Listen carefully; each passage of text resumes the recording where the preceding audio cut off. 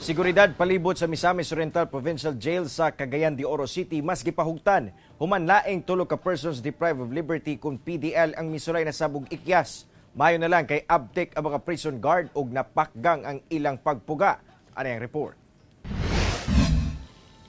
Mas gipahugtan karon sa Misamis Oriental Provincial Jail kung MOPJ ang seguridad.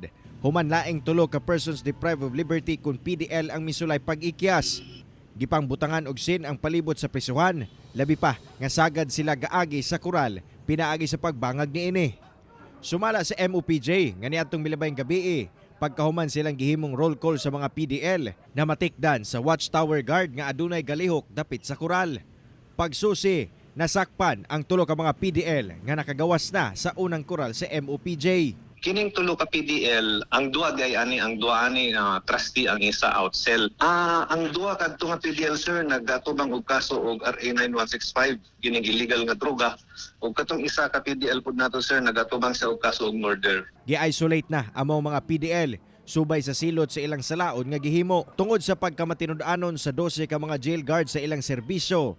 Gidayeg sila karon sa Misamis Oriental Provincial Government o gitagaan og pasidungog paningkamutan sab sa MOPJ nga mapakgang ang pagsulod sa mga kontrabando sa prisuhan. Naghangi ako kaninyo nga ato lang silang tabangan. Tabangan ninyo kami magtinabanga siya kung ayaw nga himuon para sa atong mga igsuong nga PDLs para sa ilang rehabilitation. Kaya kung atong konsentihon ang ilang mga daotang mga bimahatan, wala gyapon may tabo sa ila. Kauban si Makoy Sempron sa kamera. Ako, si Cyril Chavez para sa One Mindanao.